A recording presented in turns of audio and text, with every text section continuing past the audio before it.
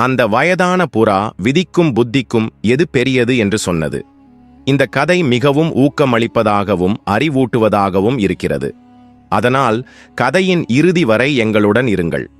பழங்காலத்தில் ஒரு வயதான புறாவும் நீல நிற கழுத்தை கொண்ட நீலகண்டன் பறவையும் சிவ ஆலயத்தின் அருகே இருந்த ஒரு ஆலமரத்தின் மீது அமர்ந்திருந்தன.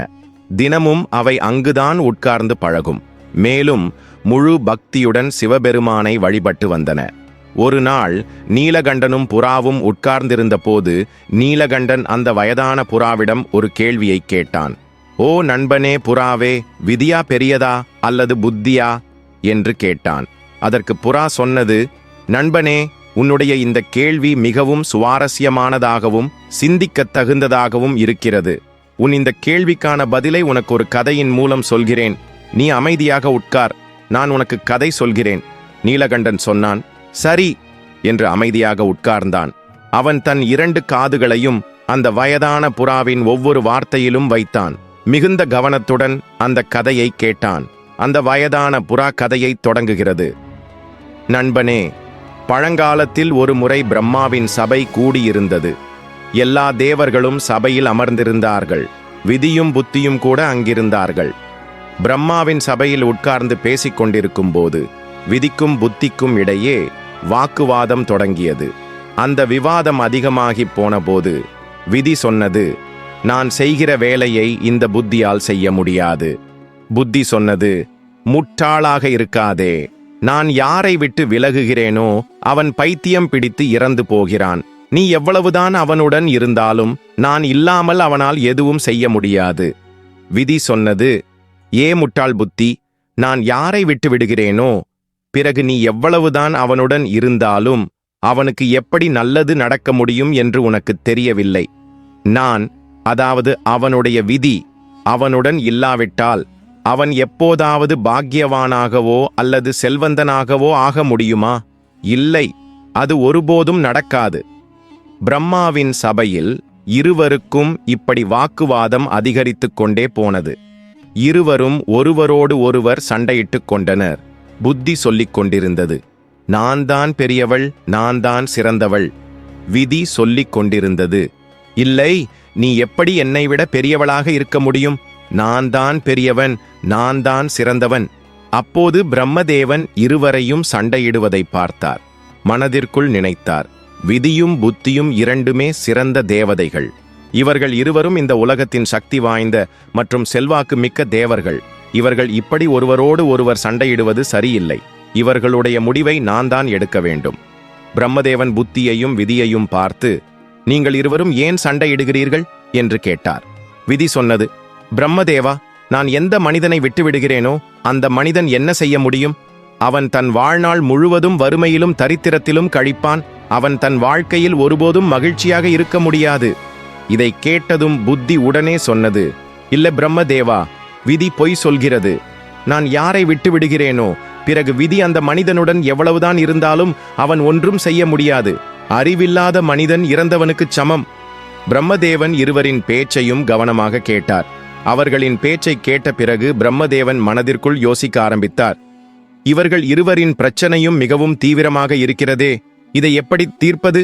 பிறகு பிரம்மதேவன் இருவரிடமும் சொன்னார், இப்படி தெரியாது, நீங்கள் சோதனை செய்யுங்கள். விதியேவா, நீ உன் விதியின் சோதனையை செய். புத்தியேவா, நீ உன் புத்தியை பயன்படுத்தி உங்களில் யார் பெரியவர், யார் சிறந்தவர் என்று சொல். விதி சொன்னது, பிரம்மதேவா, உங்கள் கட்டளைப்படியே நான் நடப்பேன். பிரம்மதேவன் சொன்னார், நீங்கள் பூலோகத்தை கவனமாக பாருங்கள். பிரம்மதேவன் விதிக்கும் புத்திக்கும் பூலோகத்தை காட்டினார்.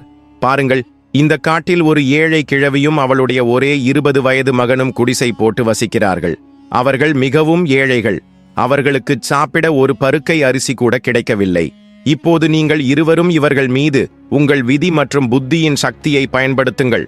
உங்களில் யார் இந்த ஏழை கிழவியின் மகனை செல்வந்தனாகவோ அல்லது சக்கரவர்த்தியாகவோ ஆக்குகிறீர்களோ அவர்தான் உங்களில் பெரியவராகவும் சிறந்தவராகவும் கருதப்படுவார். பிரம்மதேவனின் பேச்சை கேட்டதும் விதி சொன்னது, பரம்பொருளே, இது ஒரு சிறிய விஷயம். விதியின் பேச்சை கேட்ட புத்தி சொன்னது, இது எப்படி ஒரு சிறிய விஷயமாக இருக்க முடியும்? நான் அவனுடன் இருக்கும் வரை நீ அவனை ஒருபோதும் ராஜாவாக ஆக்க முடியாது. சக்கரவர்த்தியாக ஆக்க முடியாது.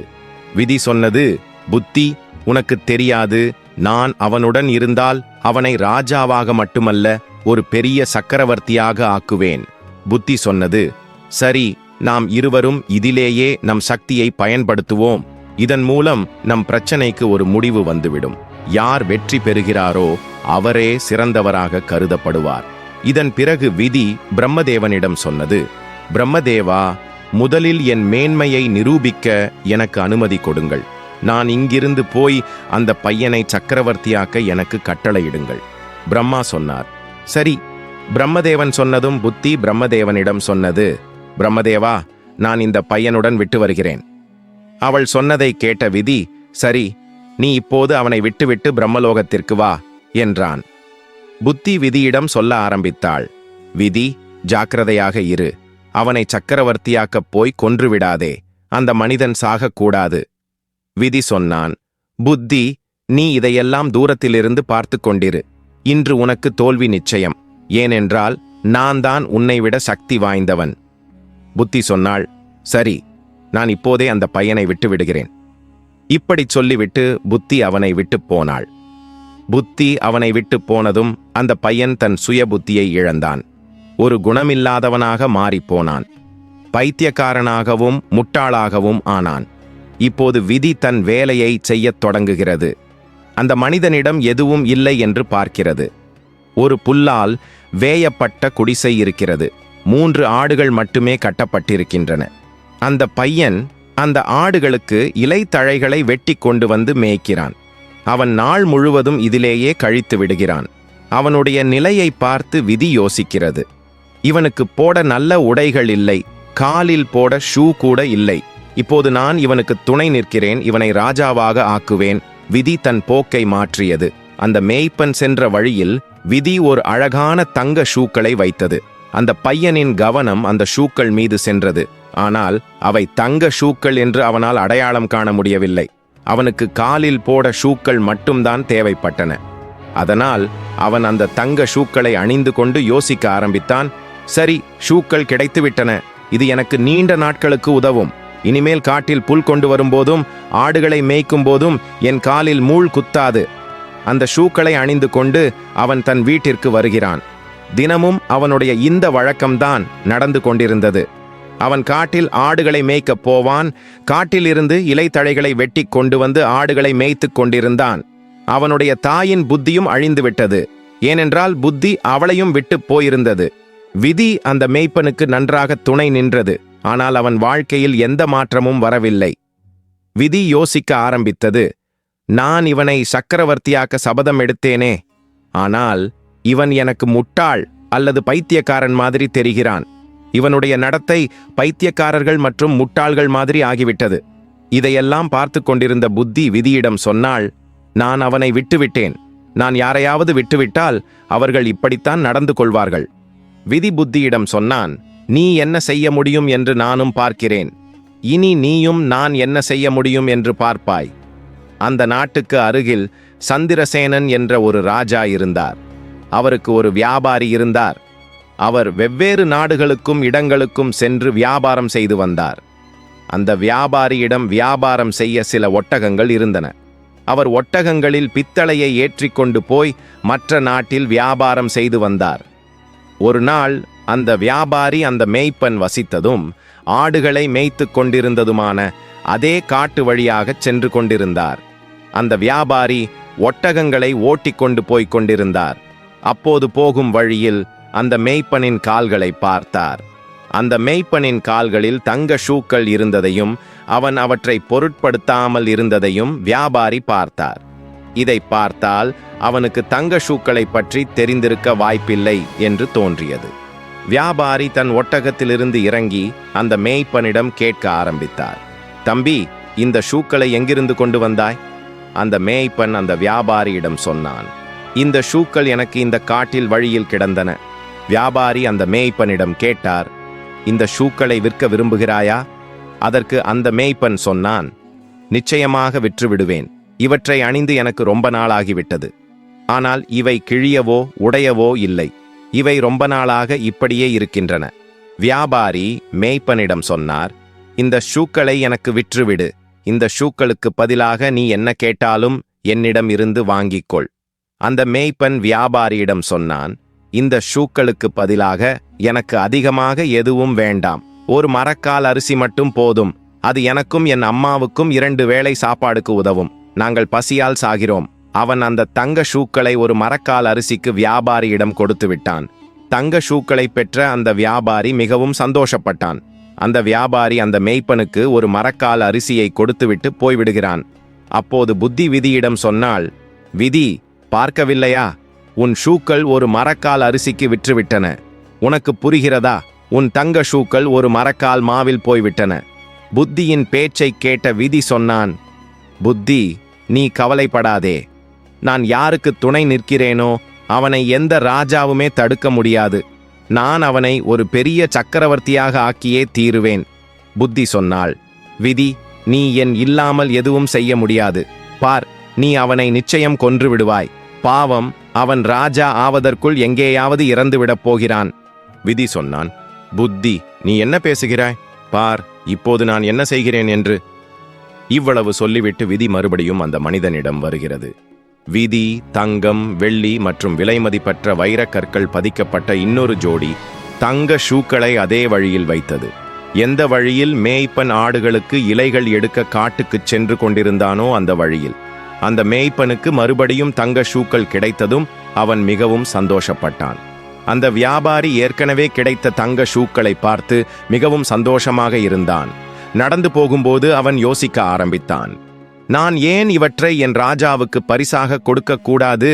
அப்போது மகாராஜா சந்தோஷப்பட்டு எனக்கு ஏதாவது பரிசு கொடுப்பாரே. இப்படி யோசித்து அந்த வியாபாரி தங்க ஷூக்களை எடுத்துக்கொண்டு மகாராஜா சந்திரசேனனின் அரண்மனைக்கு சென்றான். அரசவையில் சென்று அந்த தங்க ஷூக்களை ராஜாவுக்கு கொடுத்துவிட்டு சொன்னான், மகாராஜா, இந்த தங்க ஷூக்களை நான் உங்களுக்காகவே கொண்டு வந்திருக்கிறேன். இந்த ஷூக்கள் அற்புதமாக இருக்கின்றன. இப்படிப்பட்ட ஷூக்கள் நம் மகாராஜாவிடம்தானே இருக்க வேண்டும். மகாராஜா சந்திரசேனன் அந்த ஷூக்களை பார்த்து மிகவும் சந்தோஷப்பட்டார். அழகான தங்க ஷூக்களை பார்த்ததும் அவை தேவலோகத்திலிருந்து வந்தவை போலவும் தேவர்கள் செய்தவை போலவும் அவருக்கு தோன்றியது. விஸ்வகர்மாவே அவற்றை செய்திருப்பது போல் இருந்தது. இவ்வளவு அழகான ஷூக்களை பார்த்து அவர் சந்தோஷப்பட்டு தன் மந்திரியிடம் சொன்னார், வியாபாரிக்கு 15,000 பொற்காசுகளை பரிசாக கொடுங்கள். ராஜா சந்திரசேனன் அந்த வியாபாரிக்கு 15,000 பொற்காசுகளை பரிசாக கொடுத்தார். இவ்வளவு அதிகமான பொற்காசுகளை பெற்றதும் அந்த வியாபாரி மிகவும் சந்தோஷப்பட்டு தன் வியாபாரத்தை விரிவுபடுத்த யோசிக்க ஆரம்பித்தான். அதன் பிறகு அவன் மறுபடியும் தன் ஒட்டகங்களில் பித்தளையை ஏற்றிக்கொண்டு மற்ற நாட்டுக்கு வியாபாரம் செய்ய புறப்பட்டான். அந்த வியாபாரி தன் வியாபாரத்துக்காக அந்த மேய்ப்பன் தன் கால்நடைகளை மேய்த்து தன் தாயுடன் வசித்த அதே காட்டு வழியாக போனான். இந்த முறையும் அதே இடத்திலிருந்து போய்க் கொண்டிருந்தான். தற்செயலாக மேய்ப்பனும் அதே இடத்தில் தன் ஆடுகளை மேய்த்துக் கொண்டிருந்தான். காட்டில் தன் முன்னால் அந்த மேய்ப்பனை மறுபடியும் பார்த்ததும் அந்த வியாபாரி சந்தோஷப்பட்டான். அவன் மறுபடியும் அந்த மேய்ப்பனின் கால்களை பார்த்தான். அவன் கால்களில் இன்னொரு ஜோடி தங்க ஷூக்களை பார்த்ததும் இவனுக்கு இன்னும் தங்க ஷூக்கள் எங்கிருந்து வந்தன என்று யோசித்தான். வியாபாரி ஒட்டகத்திலிருந்து இறங்கி அந்த மேய்ப்பனிடம் வந்து சொன்னான், தம்பி, இந்த ஷூக்களையும் மறுபடியும் விற்க விரும்புகிறாயா? மேய்ப்பனுக்கு அவன் ஆசைப்பட்டதெல்லாம் நிறைவேறிவிட்டது போல் இருந்தது. அவன் சொன்னான், ஆமாம், நிச்சயமாக விற்றுவிடுவேன். ஆனால் இந்த முறை எனக்கு இதற்கு பதிலாக ஒரு மூட்டை கடலை கொடுக்க வேண்டும். வியாபாரியும் சந்தோஷப்பட்டு சொன்னான், ஆமாம், சரி, நான் ஒரு மூட்டை கடலை கொடுப்பேன். மேய்ப்பன் இன்னொரு நிபந்தனையும் போட்டான். அவன் சொன்னான், கடலை வறுக்கப்பட்டதாக இருக்க வேண்டும். வியாபாரியும் அவன் பேச்சை ஒப்புக்கொண்டான். ஒரு மூட்டை வறுத்த கடலையை அவனுக்கு கொடுத்தான். அவனிடமிருந்து இன்னொரு ஜோடி தங்க ஷூக்களையும் வாங்கிக் கொண்டு போனான். இப்போது வியாபாரியின் மனதில் ஒரு எண்ணம் வந்தது. முன்பு நான் மகாராஜாவுக்கு கொடுத்த ஒரு ஜோடி ஷூவுக்கு மகாராஜா எனக்கு 15,000 பொற்காசுகளை பரிசாக கொடுத்தார். இந்த முறை மகாராஜா எனக்கு போன தடவையை விட பெரிய பரிசை கொடுக்கலாம். நான் இவற்றையும் மகாராஜாவின் சேவைக்கு கொண்டு செல்கிறேன். அவன் இந்த முறையும் அந்த வைரம், வைட்டூரியம் மற்றும் ரத்தினங்கள் பதிக்கப்பட்ட தங்க ஷூக்களை எடுத்துக்கொண்டு ராஜா சந்திரசேனனின் அரசவைக்குச் சென்றான். வியாபாரி ராஜாவிடம் சொன்னான், மகாராஜா, நான் ஒவ்வொரு முறையும் உங்களுக்காக ஏதாவது விசித்திரமான பொருளை கொண்டு வருகிறேன். மன்னா, இவற்றை ஏற்றுக்கொள்ளுங்கள். ராஜா சந்திரசேனன் அந்த ஷூக்களை பார்த்ததும் சொன்னார், உண்மையில் இவை மிகவும் அழகாக இருக்கின்றன. இவை தங்க ஷூக்கள். போன முறை கொடுத்த தங்க ஷூக்களை விடவும் அழகாக இருக்கின்றன. வியாபாரி, நீ எனக்குச் சொல், இந்த ஷூக்களை நீ எங்கிருந்து கொண்டு வருகிறாய்? உனக்கு இந்த ஷூக்களை யார் கொடுக்கிறார்கள்? இப்போது வியாபாரி என்ன சொல்வான்? ராஜாவுக்கு என்ன பதில் சொல்வது என்று வியாபாரிக்கு தெரியாத போது சிறிது யோசித்து பொய் சொல்வதே சரி என்று நினைத்தான். மகாராஜா, தெற்கு நாட்டில் ஒரு சக்கரவர்த்தி இருக்கிறார். சக்கரவர்த்தியின் இடத்துக்கு நான் என் பித்தளை வியாபாரம் செய்ய போகும்போது அவர் பரிசாக இப்படிப்பட்ட ஷூக்களை கொடுக்கிறார். 2 முறை எனக்கு தங்க ஷூக்களை கொடுத்தார். அதனால் 2 முறையும் நான் அவற்றை உங்கள் சேவைக்கு அர்ப்பணித்து விட்டேன். இதை கேட்ட ராஜா வியாபாரியிடம் சொன்னார், வியாபாரி, அந்த ராஜாவுக்கு மகன் யாராவது இருக்கிறாரா? வியாபாரி மறுபடியும் பொய் சொன்னான். அவன் சொன்னான், இல்லை மகாராஜா, இப்போது அந்த சக்கரவர்த்தி இன்னும் திருமணமாகாதவர். அவருக்கு திருமணமாகவில்லை. இதை கேட்ட ராஜா சந்திரசேனன் சொன்னார், சரி வியாபாரி, என் மகள் மிகவும் அழகாக இருக்கிறாள். நீ உன் சக்கரவர்த்தியிடம் போய், நாங்கள் எங்கள் மகளை அவருக்கு திருமணம் செய்து கொடுக்க விரும்புகிறோம் என்று கேள். அவருக்கு சம்மதமா? ராஜாவின் பேச்சை கேட்ட வியாபாரி யோசிக்க ஆரம்பித்தான். நான் இப்போது மாட்டிக்கொண்டேன். நான் இந்த ஷூக்களை எந்த ராஜாவிடமிருந்தும் கொண்டு வரவில்லை. ஒரு மேய்ப்பனிடமிருந்துதான் கொண்டு வருகிறேன். ஆனால் நான் இப்போது பொய் சொல்லிவிட்டேன். இப்போது எனக்கு என்ன ஆகும்? நான் என் சொந்த பொய் வலையில் மாட்டிக்கொண்டேன். ராஜா வியாபாரிக்கு உத்தரவிட்டார். வியாபாரி, அந்த ராஜாவிடம் போ. எப்படியாவது அவரை எங்கள் மகளை திருமணம் செய்ய சம்மதிக்க வைத்து வா. இப்போது வியாபாரி இன்னும் கவலைப்பட்டான். அவன் அரசவையிலிருந்து திரும்பி வந்தான். தன் வீட்டுக்குப் போய் மறுபடியும் ஒட்டகங்களில் பித்தளையை ஏற்றிக்கொண்டு வியாபாரம் செய்ய புறப்பட்டான். அவன் மறுபடியும் காட்டை அடைந்ததும் யோசிக்க ஆரம்பித்தான். நான் இங்கே அந்த மேய்ப்பனை பார்க்காவிட்டால் எனக்கு தங்க ஷூக்கள் கிடைத்திருக்காது. அந்த ஷூக்களை நான் ராஜாவுக்கு கொடுத்திருக்க மாட்டேன். கடைசியில் பொய் சொல்லி நான் ராஜாவின் கோபத்துக்கு ஆளாகி இருக்க மாட்டேன். இந்த மேய்ப்பன் என்னையும் ராஜாவின் கோபத்துக்கு ஆளாக்கிவிட்டான். மேய்ப்பன் எனக்கு கிடைக்காமல் போயிருந்தால் நான் இந்த இக்கட்டான நிலையில் சிக்கியிருக்க மாட்டேன். இந்த மேய்ப்பன் என்னை மோசமாக சிக்க வைத்து விட்டான். யோசித்து கொண்டே அந்த வியாபாரி அந்த மேய்ப்பனின் குடிசையை அடைந்தான். மேய்ப்பன் தன் குடிசையில் வியாபாரியை பார்த்ததும் மிகவும் சந்தோஷப்பட்டான். ஏனென்றால் அந்த வியாபாரிதான் அவனுக்கு உணவு மற்றும் பானங்களுக்கான ஏற்பாடு செய்து கொடுத்தான். சில சமயம் தானியம் கொடுப்பான், சில சமயம் கடலை கொடுப்பான். ஷூக்களை விற்று அந்த வியாபாரியிடமிருந்துதான் அவன் வாழ்க்கை ஓடியது. அதனால் மேய்ப்பன் அவனை பார்த்து மிகவும் சந்தோஷப்பட்டான். அவன் சொன்னான், வியாபாரி, வாருங்கள், உங்களை வரவேற்கிறேன். வியாபாரி அங்கேயே அவன் வீட்டில் தங்கிவிட்டான். தன் ஒட்டகங்களிலிருந்து பித்தளையை இறக்கி ஒரு பக்கம் வைத்துவிட்டு மேய்ப்பனுடன் பேசிக் கொண்டிருந்தான். இந்த நேரத்தில் விதி அந்த மேய்ப்பனுக்கு துணை நின்று கொண்டிருந்தது. பேசிக் கொண்டிருக்கும்போது மேய்ப்பன் பித்தளை மூட்டையின் மீது உட்கார்ந்தான். அவன் உட்கார்ந்ததும் எல்லா மூட்டைகளிலும் இருந்த பித்தளை தங்கமாக மாறியது. நாலாபுறமும் தங்கம் மின்ன ஆரம்பித்தது. இதை பார்த்த வியாபாரிக்கு இந்த மனிதன் ஏதோ மந்திரவாதியாகவோ அல்லது கடவுளின் தீவிர பக்தனாகவோ இருக்க வேண்டும் என்று நம்பிக்கை வந்துவிட்டது. இவன் மீது கடவுளின் விசேஷ கருணை இருக்கிறது. இப்போது வியாபாரிதான் சொன்ன பொய்களின் வலையில் இன்னும் சிக்கிக் கொண்டிருந்தான். அவன் மனதில் ஒரு யோசனை வந்தது. என்னிடம் பணத்துக்கு குறைவில்லை. நான் அப்படி செய்கிறேன். இந்த மேய்ப்பனையே ராஜாவாக்கி விடுகிறேன். சக்கரவர்த்தியாக அறிவித்து விடுகிறேன். என்னிடம் பணமும் தங்கமும் நிறைய இருக்கிறது. இவனுக்காக இங்கே காட்டில் ஒரு பெரிய கோட்டை கட்டி கொடுக்கிறேன். ஒரு துர்க்கம் கட்டி கொடுக்கிறேன். அந்த துர்க்கத்தின் சொந்தக்காரனாக இவனை ஆக்கிவிடுவேன். நான் அவனுடைய மந்திரியாகி விடுவேன். இங்கே இருக்கிற ஜாகீர்தார்களிடமிருந்து நிறைய நிலம் வாங்கி விடுவேன்.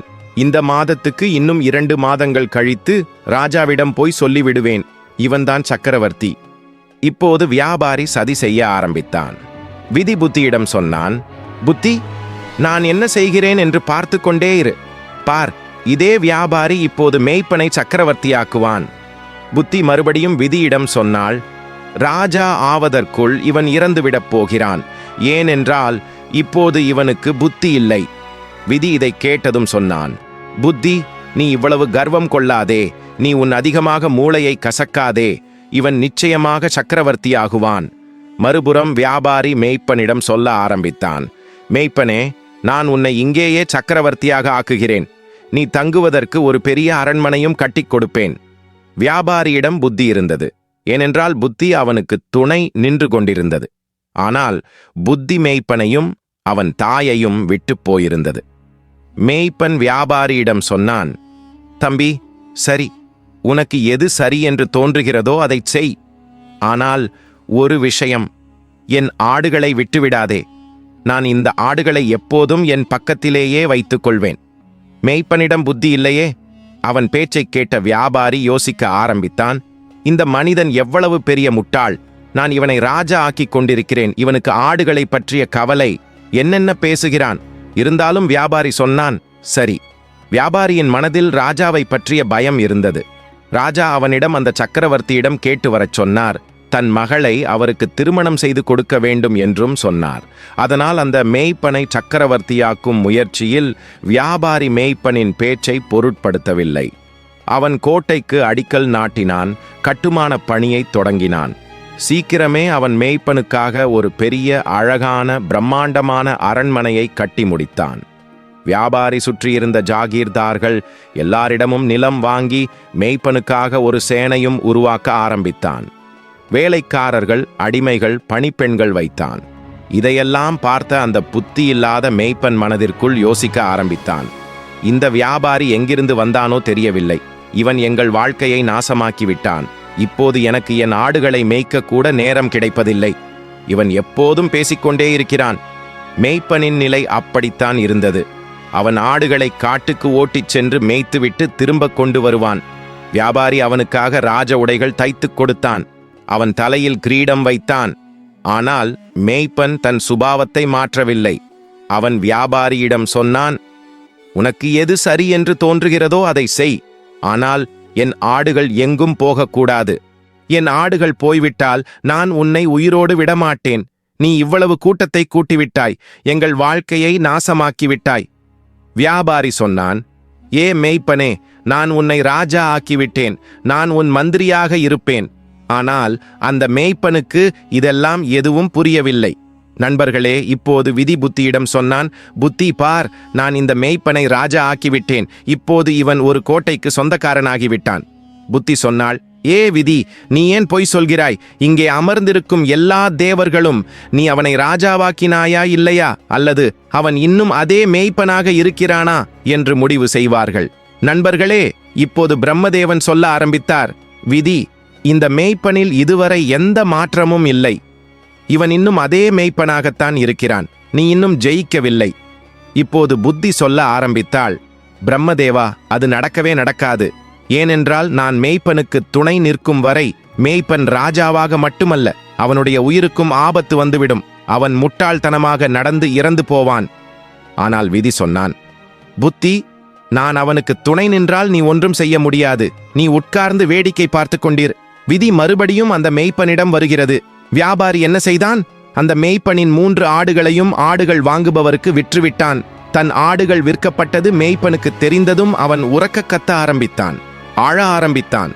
அவனுடைய வீரர்கள், அரசவை அதிகாரிகள் மற்றும் மற்றவர்கள் ராஜா இப்படி செய்வதை பார்த்ததும் ராஜாவுக்கு பைத்தியம் பிடித்துவிட்டது என்று நினைத்தார்கள். இப்போது வியாபாரி அந்த மேய்ப்பனுக்கு ஏன் இப்படி செய்கிறாய் என்று விளக்கினான். நீ ஏன் இப்படி முட்டாள்தனமாக நடந்து கொள்கிறாய்? அவை வெறும் 3 ஆடுகள்தானே. நான் உனக்கு நிறைய ஆடுகளை வாங்கிக் கொடுக்கிறேன். வியாபாரியின் இந்த பேச்சை கேட்ட மேய்ப்பன் ஒப்புக்கொள்கிறான். அந்த மேய்ப்பன் வியாபாரியின் பின்னால் போய், இன்றைக்கே எனக்கு ஆடுகள் வாங்கிக் கொடுங்கள் என்று நச்சரிக்கிறான். வியாபாரி அந்த மேய்ப்பனிடம் சொல்ல ஆரம்பித்தான், பார் தம்பி, நீ இப்போது சக்கரவர்த்தியாகிவிட்டாய், ராஜாவாகிவிட்டாய். நீ ஏன் இப்படி சின்ன சின்ன விஷயங்களை பேசுகிறாய்? குழந்தைத்தனமாக பேசாதே. நான் உனக்கு திருமணம் செய்து வைக்கிறேன். உன் அம்மாவிடம் கேள். எங்கள் ஊர் ராஜா சந்திரசேனனின் மகள் மிகவும் அழகாக இருக்கிறாள். அவளை உனக்கு திருமணம் செய்து வைக்கிறேன். ஆனால் மேய்ப்பனுக்கு புத்தி இல்லையே. அவன் வியாபாரியிடம் சொன்னான், நீ என்ன எனக்கு திருமணம் செய்து வைப்பாய்? அவனுடைய அம்மாவும் சொல்ல ஆரம்பித்தாள், இனிமேல் திருமணத்தால் என்ன ஆகப் போகிறது? எங்கள் வாழ்க்கையை நீ நாசமாக்கிவிட்டாய். நீ எங்களை இவ்வளவு கூட்டத்தில் கொண்டு வந்து போட்டுவிட்டாய். எங்கே நாங்கள் இவ்வளவு அமைதியாக இருந்தோம்? எங்கள் ஆடுகளை மேய்த்தோம். எங்கள் குடிசையில் சந்தோஷமாக இருந்தோம். இப்போது வியாபாரி யோசிக்க ஆரம்பிக்கிறான். இந்த அம்மா மகன் இருவரும் பைத்தியக்காரர்கள். நான் இப்போது என்ன செய்வது? மேலிருந்து மகாராஜா சந்திரசேனனின் பயம் அவனை வாட்டி வதைக்கிறது. இவர்களுக்கு உதவி செய்யத்தான் வேண்டும் என்ற எண்ணம் அவன் மனதில் ஓடிக்கொண்டிருந்தது. இப்படியாக 6 மாத காலம் முடிந்தது. இப்போது வியாபாரி தன் நாட்டில் மகாராஜா சந்திரசேனனிடம் சென்றான். மகாராஜாவிடம் சொன்னான், மகாராஜா, இப்போது நீங்கள் உங்கள் நாவிதரையும் பண்டிதரையும் அனுப்பி வையுங்கள். நான் என் சக்கரவர்த்தியை சம்மதிக்க வைத்துவிட்டேன். அவர் உங்கள் பெண்ணை திருமணம் செய்ய தயாராக இருக்கிறார். இதை கேட்ட ராஜா சந்திரசேனன் நாவிதரையும் பிராமணரையும் அழைத்தார். அவர்கள் இருவரையும் வியாபாரியுடன் சக்கரவர்த்தியிடம் அனுப்பி வைத்தார். வியாபாரி அவர்கள் இருவரையும் அழைத்து கொண்டு போய் மேய்ப்பனின் அரண்மனையில் அவர்களை கொண்டு சேர்த்தான். அவன் மேய்ப்பனுக்கு ராஜ உடைகள் அணிவித்தான். மேய்ப்பன் வியாபாரியிடம் சொன்னான், நீ என்ன செய்கிறாய்? இப்படி எங்கேயாவது கல்யாணம் நடக்குமா? வியாபாரி சொன்னான், நீ இப்போது அமைதியாக இரு. இனிமேல் ஒரு வார்த்தை கூட பேசாதே. இல்லையென்றால் மகாராஜா சந்திரசேனன் உன்னையும் என்னையும் தூக்கில் போடுவார். இதை ஞாபகம் வைத்துக்கொள். இனி நீ பேசக்கூடாது. வியாபாரியின் வாயிலிருந்து தூக்கு தண்டனையை பற்றி கேட்ட மேய்ப்பன் மிகவும் பயந்து அவன் பேச்சை ஒப்புக்கொண்டான். ராஜாவின் நாவிதரும் பிராமணரும் அவனுக்கு நிச்சயதார்த்தம் செய்துவிட்டு சுப முகூர்த்தம் பார்த்து திருமண நாளை குறித்து அவனிடம் சொன்னார்கள். நீங்கள் இந்த நாளில் ஊர்வலமாக அரண்மனைக்கு வர வேண்டும். அதன் பிறகு நாவிதரும் பிராமணரும் தங்கள் நாட்டுக்கு திரும்பிப் போனார்கள். அவர்கள் அரண்மனைக்குச் சென்றதும் ராஜா அவர்களிடம் சக்கரவர்த்தி எப்படி இருக்கிறார் என்று கேட்டார். நாவிதரும் பிராமணரும் சொன்னார்கள், மகாராஜா அவரிடம் எந்த பொருளுக்கும் குறைவில்லை. நிறைய தங்கம் இருக்கிறது. பொக்கிஷங்கள் நிறைந்திருக்கின்றன. அவர் மிகவும் பெரிய ராஜாவாக தெரிகிறார். இதை கேட்ட ராஜா சந்திரசேனனும் மிகவும் சந்தோஷப்பட்டார். இப்போது ராஜா சந்திரசேனனும் திருமண ஏற்பாடுகளை தொடங்கினார். மெதுவாக நேரம் கடந்தது. திருமணத்தின் சுபதினமும் நெருங்கியது. திருமண நாளன்று வியாபாரி மேய்ப்பனை நன்றாக அலங்கரித்து மாப்பிள்ளையாக்கி ஒரு அழகான ரதத்தில் உட்கார வைத்து ஊர்வலமாக புறப்பட்டான். இங்கே வியாபாரி மேய்ப்பனை திருமணம் செய்ய அழைத்துச் சென்று கொண்டிருந்தான். அங்கே விதி புத்தியிடம் சொன்னான், பார் புத்தி, இப்போது நான் மேய்ப்பனுக்கும் ராஜாவின் மகளுக்கும் திருமணம் செய்து வைக்கிறேன். புத்தி சிரித்துக்கொண்டே சொன்னாள், விதி, பார்த்து கொண்டே இரு. நீ இப்போது அவன் மரணத்திற்கான சதித்திட்டம் தீட்டிவிட்டாய். நீ என்ன செய்தாய் என்று நீயும் வருத்தப்படுவாய். இந்த மேய்ப்பனும் உன் வலையில் சிக்கிவிட்டான். நீ அவனை ராஜா ஆக்குவதாக பேசிக் கொண்டிருக்கிறாய். பார்த்து கொண்டே இரு. உன் காரணத்தால் இந்த மேய்ப்பன் இப்போது தன் உயிரை இழப்பான். விதி சொன்னான், புத்தி, நான் அவனுக்கு துணை நிற்கும்போது நீ ஏன் கவலைப்படுகிறாய்? நீ பார்த்து கொண்டே இரு நான் என்ன செய்கிறேன் என்று. சில நாள் பயணம் செய்த பிறகு மேய்ப்பனின் ஊர்வலம் ராஜா சந்திரசேனனின் இடத்தை அடைகிறது.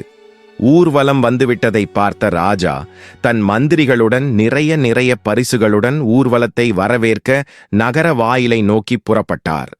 மறுபுறம் மேய்ப்பன் தன் எதிரில் வாள் கேடயம் ஏந்திய ஒரு ராஜா சேனையுடன் வருவதை பார்த்ததும் மிகவும் பயந்து தன் ரதத்திலிருந்து இறங்கி ஓட ஆரம்பித்தான். மேய்ப்பன் ஓடுவதை பார்த்த வியாபாரி, இவன் என்னை நிச்சயம் கொன்று விடுவான் என்று நினைத்தான். வியாபாரியும் ரதத்திலிருந்து இறங்கி அவனை பிடிக்க பின்னால் ஓடி பிடித்து கொண்டான். வியாபாரி பிடித்து அவனை சமாதானப்படுத்தினான். ராஜா, உன்னையும் கொன்று விடுவார், என்னையும் கொன்று விடுவார். நீ ஏன் இப்படி ஓடுகிறாய்? மேய்ப்பன் பயந்து சொன்னான், சரி, ஆனால் நீ எப்போதும் என் கூடவே இருக்க வேண்டும். வியாபாரி சரி என்று சொன்னதும் அவன் வியாபாரியுடன் திரும்பி வந்தான். வியாபாரியிடம் சொன்னான், அந்த ராஜா வாளுடன் வருகிறார். எங்களை வெட்டிவிட மாட்டாரா?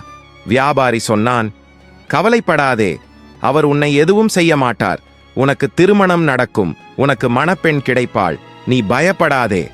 இவ்வளவு கேட்டதும் அந்த மேய்ப்பன் திரும்பி வந்து தன் ரதத்தில் உட்கார்ந்தான். ராஜா பார்த்தார். மேய்ப்பனாக வந்த ராஜா பார்க்க மிகவும் அழகாக இருந்தான். அவர் ஊர்வலத்தை வரவேற்றார். வியாபாரி சொன்னபடி அவன் எல்லா இடங்களிலும் அவனுடன் சென்றான். பந்தலுக்கு போகும் நேரம் வந்ததும் வியாபாரி இக்கட்டான நிலையில் சிக்கிக் கொண்டான். அவனும் கூடவே போக வேண்டியிருந்தது. அவன் பந்தலின் பின்னால் உட்கார்ந்தான். ராஜா சந்திரசேனன் சொன்னார், வியாபாரி, நீ ஏன் இவனுடன் எப்போதும் இருக்கிறாய்? அதற்கு வியாபாரி சொன்னான், மகாராஜா, நான் இவருடைய மந்திரி. இவர் என்னை தன் மந்திரியாக நியமித்திருக்கிறார். ராஜா தன் மகளை அந்த மேய்ப்பனுக்கு திருமணம் செய்து கொடுத்தார். இப்படியாக ராஜா குறிப்பிட்ட நாளில் தன் மகளை அந்த மேய்ப்பனுக்கு திருமணம் செய்து வைத்தார். திருமணம் முடிந்ததும் ராஜா தன் மருமகனுக்கு அரண்மனையின் ஒரு பகுதியை கொடுத்தார். ராஜாவுக்கு மகன் இல்லை. தன் மருமகனை தன்னருகிலேயே வைத்துக் கொள்ள விரும்பினார்.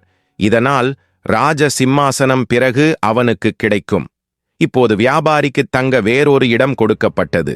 வியாபாரி மனதிற்குள் பயந்து கொண்டிருந்தான், மேய்ப்பன் ரகசியத்தை வெளிப்படுத்தி விடுவானோ என்று. மேய்ப்பன் மிகவும் சந்தோஷமாக இருந்தான். இதை பார்த்த புத்தி சிரித்தது. விதி சொன்னான், பார்த்து கொண்டே இரு, நான் இவனுக்கு ராஜாவின் மகளை திருமணம் செய்து வைத்து விட்டேன். இப்போது இந்த மேய்ப்பன் சக்கரவர்த்தியாகப் போகிறான். விதியின் இந்த பேச்சை கேட்ட புத்தி சொன்னாள், ஏ விதி, நீ ஏன் முட்டாளாக இருக்கிறாய்? ராஜா என்றால் என்னவென்று அவனுக்கு எதுவும் தெரியாது என்று உனக்கு தெரியுமா? திருமணம் என்றால் என்னவென்று தெரியாது. அவனுக்கு எதுவும் தெரியாது. அவனுடைய மரணம் நெருங்கிவிட்டது. அவன் இறக்கப் போகிறான். விதி சொல்கிறது. நீ என்ன சொல்கிறாய்? புத்தி சொன்னாள், நான் உண்மைதான் சொல்கிறேன். நான் அவனை விட்டு போன போது அவன் அப்போதே இறந்து விட்டான். ஏனென்றால் புத்தி இல்லாதவன் இறந்தவனுக்குச் சமம். இப்போது இந்த பாவம் செய்தவன் கொல்லப்படுவான். நீ அவனை எப்படியாவது காப்பாற்ற முயற்சி செய். அவன் இப்போது இறக்கப் போகிறான். அவனை நீ காப்பாற்று. விதி சொன்னான், அவன் ஏன் இறக்கப் போகிறான்? அவனுக்கு திருமணமாகிவிட்டது. இனி அவன் அங்கே நிம்மதியாக இருப்பான். பிறகு சக்கரவர்த்தியாகுவான். ராஜ குடும்பத்தின் சம்பிரதாயப்படி இளவரசி மணப்பெண் அலங்காரத்தில் உணவோடு இரவு தன் கணவன் அறைக்குச் சென்றாள். மேய்ப்பன் இவ்வளவு அழகாக அலங்கரிக்கப்பட்ட நகைகள் அணிந்த பெண்ணை கனவிலும் பார்த்ததில்லை. அவன் பயந்து விட்டான். அந்த புத்தியில்லாத மேய்ப்பனுக்கு தன் பாட்டி சொன்ன ஒரு கதை ஞாபகம் வந்தது. அதில் ஒரு ராட்சசி அழகியாக வேடமிட்டு நகைகள் அணிந்து ஒரு ஆணை சாப்பிட்டு விடுவாள். இவள் என்னை சாப்பிட வந்த ராட்சசியாக இருக்குமோ என்று அவன் மனதில் தோன்றியது. ராட்சசி அழகான உருவம் எடுத்து ஆண்களின் இரத்தத்தை குடித்து அவர்களை கொன்று விடுவாள் என்று அவன் சிறுவயதில் கேட்டிருந்தான். ராட்சசியின் கையில் சிக்குவதை விட இங்கிருந்து ஓடிப்போவதே நல்லது என்று நினைத்தான். இப்படி நினைத்து அவன் எழுந்தான். இளவரசியை தள்ளிவிட்டு கத்திக்கொண்டு அறையிலிருந்து ஓடினான். ஓடி ஓடி அவன் நேராக நதிக்கரைக்குச் சென்று தண்ணீரில் குதித்தான். தண்ணீரிலும் தனக்கு மரணம் தெரிந்ததும் தான் அவன் தண்ணீரிலிருந்து வெளியே வந்து நதிக்கரையில் உட்கார்ந்தான். இளவரசியின் அவமானத்தை பற்றி கேட்ட ராஜா கோபத்தில் கொதித்தெழுந்தார். ராஜா உடனே தன் வீரர்களை மேய்ப்பனை தேடி வர அனுப்பினார். ராஜாவின் வீரர்கள் அவனை நதிக்கரையில் உட்கார்ந்திருப்பதை கண்டார்கள். அவர்கள் அவனை பிடித்து ராஜாவிடம் கொண்டு வந்தார்கள். அவனை பார்த்ததும் ராஜாவுக்கு கோபம் வந்துவிட்டது. மேய்ப்பனுக்கு கடுமையான தண்டனை கொடுக்க ராஜா முடிவு செய்தார். அடுத்த நாள் காலையில் அவனுக்கு மரண தண்டனை கொடுக்கப்படும் என்று ராஜா உத்தரவு பிறப்பித்தார். அவனை சிறையில் போடுங்கள். இதையெல்லாம் விதி தன் கண்களால் பார்த்து தன் தலையில் அடித்துக் கொண்டிருந்தான். இவன் சுத்த முட்டாள். இந்த முட்டாள் என் எல்லா திட்டத்தையும் கெடுத்துவிட்டான். அப்போது புத்தி சிரித்துக்கொண்டே அவன் அருகில் வந்தாள். புத்தி விதியிடம் சொன்னாள், கடைசியில் நீ தோற்றுவிட்டாய். உன் லட்சராஜா ஆக்கியும் அவன் ராஜாவாக முடியவில்லை பார். இப்போது இந்த மனிதனுக்கு தண்டனை கிடைக்கப் போகிறது. புத்தி விதியிடம் சொன்னாள், பார் விதி, புத்தி இல்லாமல் அவன் கொல்லப்படப் போகிறான். என்ன சொல்கிறாய்? விரக்தியில் விதி சொன்னான், நீ இந்த மனிதனை காப்பாற்றினால் நான் தோற்றுவிட்டேன் என்று விதி சொன்னான். புத்தி சிரித்துக்கொண்டே சொன்னாள், சரி, அப்படியானால் என் திறமையை பார். நான் அவனை எப்படி காப்பாற்றுகிறேன் என்று பார். இவ்வளவு சொல்லிவிட்டு புத்தி மேய்ப்பனுக்குள் நுழைந்தாள். புத்தி மேய்ப்பனுக்குள் நுழைந்ததும் மேய்ப்பன் தன்னை காப்பாற்றிக் கொள்ள புது புது யோசனைகள் யோசிக்க ஆரம்பித்தான். மறுநாள் மேய்ப்பனை மரண தண்டனைக்காக ராஜா முன் நிறுத்திய போது மேய்ப்பன் சொன்னான், மகாராஜா, நீங்கள் என் மாமனார். நான் உங்களிடம் கேட்கலாமா? எந்த குற்றத்திற்காக எனக்கு மரண தண்டனை கொடுக்கப் போகிறீர்கள்? ராஜா சொன்னார், நீ என் மகளை அவமானப்படுத்தி எனக்கு பெரிய அவமானம் செய்தாய். அதற்கு உனக்கு தண்டனை கொடுக்கப்படும். அப்போது மேய்ப்பன் சொன்னான், மன்னா, எங்கள் குலத்தில் ஒரு வழக்கம் இருக்கிறது. திருமணத்திற்கு பிறகு முதல் இரவில் மணமகன் மணமகள் இருவருக்கும் தெரிந்த யாராவது ஆற்றில் மூழ்கி இறந்தால் மணமகள் விதவையாகி விடுவாள் அல்லது குழந்தை இல்லாமல் போவாள். உங்கள் மகள் அறைக்குள் வந்தபோது ஆற்றிலிருந்து காப்பாற்றுங்கள், காப்பாற்றுங்கள் என்று சத்தம் என் காதில் விழுந்தது. என்னால் என்னை கட்டுப்படுத்த முடியவில்லை. உடனே எழுந்திருந்து மூழ்கியவரை காப்பாற்ற ஆற்றுக்குச் சென்றேன். இது என் தவறு என்றால் நீங்கள் என்னை நிச்சயம் தண்டிக்கலாம். மேய்ப்பனின் பேச்சைக் கேட்ட ராஜா மிகவும் சந்தோஷப்பட்டார். எழுந்து மேய்ப்பனை கட்டிப்பிடித்தார். அவர் சொன்னார், எங்களுக்கு பிறகு நீதான் இந்த நாட்டின் ராஜாவாக இருப்பாய். தந்தை, மகள் இருவரும் வெட்கப்பட்டு தங்கள் நாகரீகமற்ற செயலுக்கு மன்னிப்பு கேட்டார்கள். பிறகு மூவரும் சந்தோஷமாக அரண்மனைக்குள் சென்றார்கள். அங்கே பிரம்மாவின் சபையில் புத்திக்கும் விதிக்கும் முடிவு வந்துவிட்டது. எல்லா தேவர்களும் புத்தியை வாழ்த்திக் கொண்டிருந்தார்கள். அவர்கள் சொல்லிக் கொண்டிருந்தார்கள், விதி, உன்னால் ஒன்றும் செய்ய முடியாது. யாருக்கு புத்தி துணை நிற்கவில்லையோ அவனால் ஒன்றும் செய்ய முடியாது. புத்தி சிரித்து விதியை பார்த்தாள். விதி சிரித்துக்கொண்டே சொன்னான், நான் என் தோல்வியை ஒப்புக்கொள்கிறேன். நீ உண்மையில் என்னை விட பெரியவள். நண்பர்களே, இப்படியாக நீலகண்டனுக்கும் தன் கேள்விக்கான பதில் கிடைத்துவிட்டது. அதன் பிறகு அந்த வயதான புறாவும் நீலகண்டனும் உணவு தேடி காட்டுக்கு புறப்பட்டார்கள். நண்பர்களே, கதை உங்களுக்கு பிடித்திருக்கும் என்று நம்புகிறேன். கதை பிடித்திருந்தால் வீடியோவுக்கு லைக் செய்து சேனலை சப்ஸ்கிரைப் செய்து கொள்ளுங்கள். கூடவே பெல் ஐகானையும் அழுத்திவிடுங்கள். இன்னொரு சுவாரஸ்யமான கதையுடன் உங்களை சந்திக்கிறேன். நன்றி. ஜெய் ஸ்ரீ கிருஷ்ணா.